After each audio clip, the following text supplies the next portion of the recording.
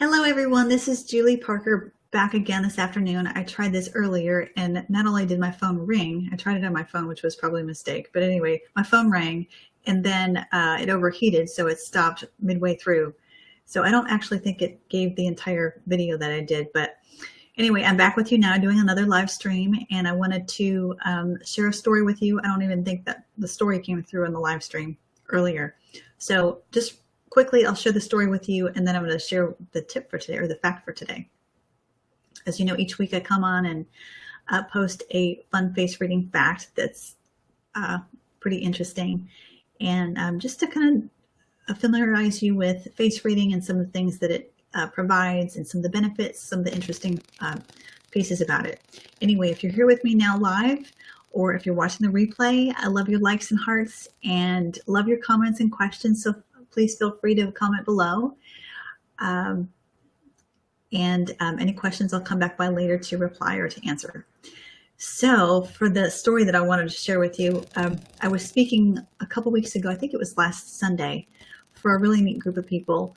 First time at that event. And towards the end of each presentation that I make when I speak publicly, I will usually do demonstrations on people just to give them an idea of what face reading is like, what it's about, what it feels like for them and what I see on their face. And it's a lot of fun. So one man comes up and I noticed that he had something on his face that has to do with being able to determine when someone's lying to them. Usually there's just one line. He had four.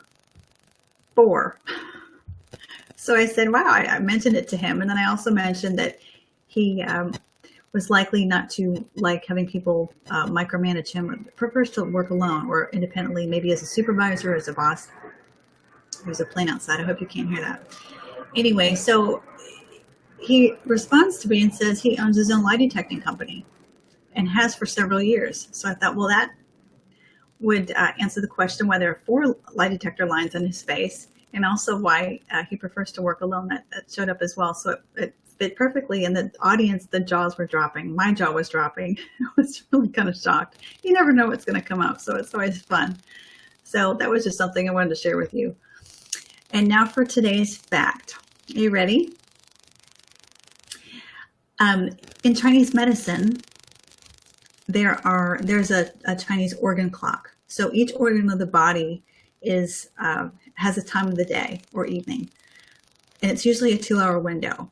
So for each one, say there's something going on in your life and you commonly will wake up in the middle of the night at a certain hour. Let me back up a second. Commonly people will say, I wake up at a certain time every night. One particular person in my life will wake up about 3 o'clock in the morning. And that the window between 1 a.m. and 3 a.m. in the morning has to do with the liver, also has to do with the emotion of anger.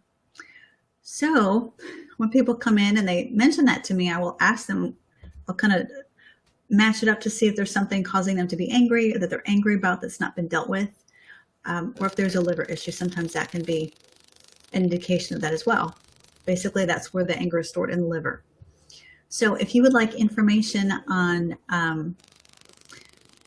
what the chart has, or the different times of the day for the different organs of the body, please let me know by commenting below.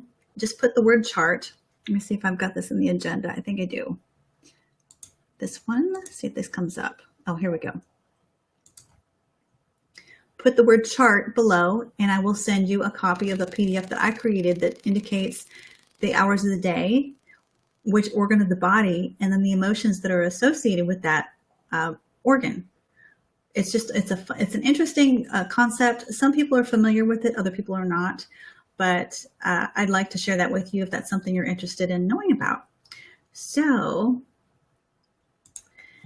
again, if you're just following, if you're here with me live, I'd love to connect with you. Likes, hearts, comments or questions, or if you're catching the replay, I will come back and reply as well later.